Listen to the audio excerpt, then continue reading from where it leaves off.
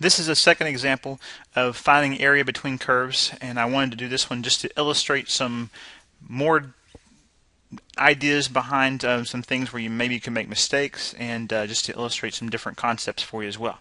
So we want to find the area bounded by f of x equal to 2 sine x, g of x equal to the tangent of x, and the region from negative pi over 3 less than or equal to x, which is less than or equal to positive pi over 3. So I graphed that region there for you, and you could use your graphing calculator as well to get a nice picture of this. But I graphed 2 sine x in blue down there, and then I graphed tangent x in red. And I graphed it from negative pi over 3 to positive pi over 3. And those happen to be the points of intersection for 2 sine x and tangent x as well.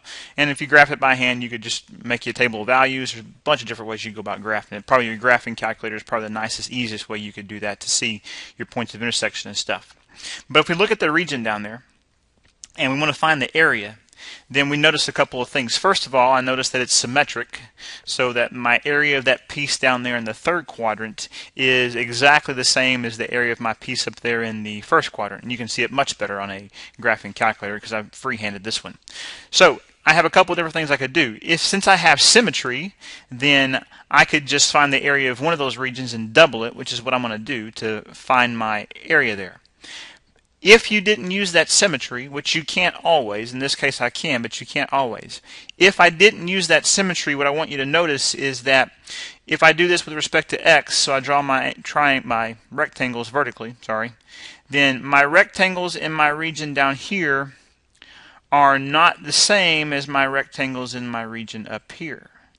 Because in my region up here in the first quadrant, my rectangles, the top of my rectangles, my x values are just any x value, and my y value is 2 sine x.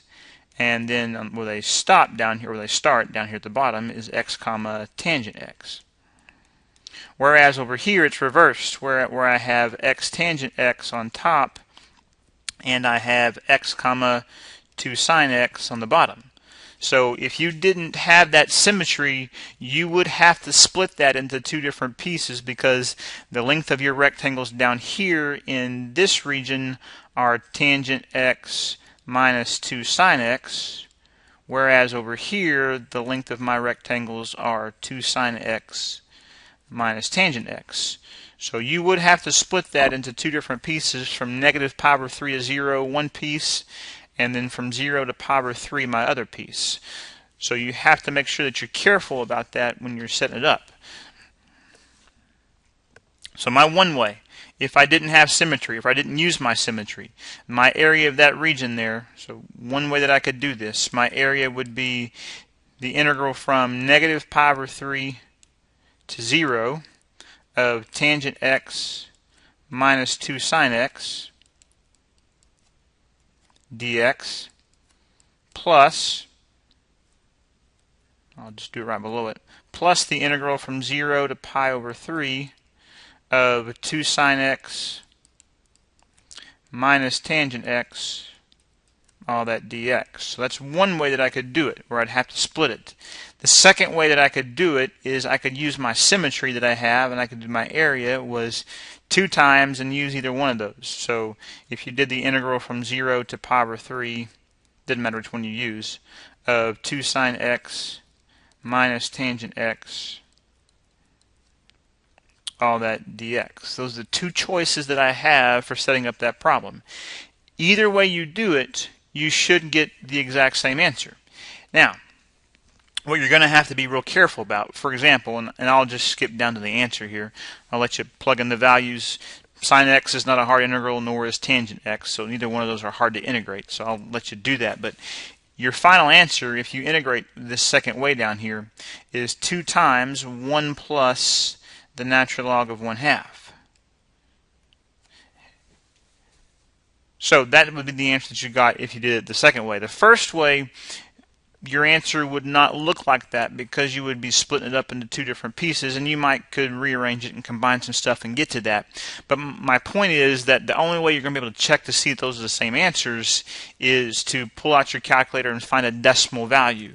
The other thing that you need to be careful about is if you're going to be checking your answers in the back of the book, then you may not even see this answer back here in the back of the book, because what I could do is I could rewrite this as 2 times 1 plus, and then I could rewrite the natural log of 1/2 as the natural log of 1 minus the natural log of 2, and then that would be 2 times 1 minus the natural log of 2, since the natural log of 1 is 0.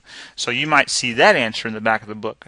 So at first glance, they don't look like they're anything that's the same exact value, but they are. So you just need to be really, really careful when you're checking your answers, that just because your answer that you got does not look the same as what it does in the back of the book, pull out your calculator, take the 30 seconds that it takes to type that in to see if the decimal values are the same, because if the decimal value is the same, then you did it correct. So again, just keep that in mind.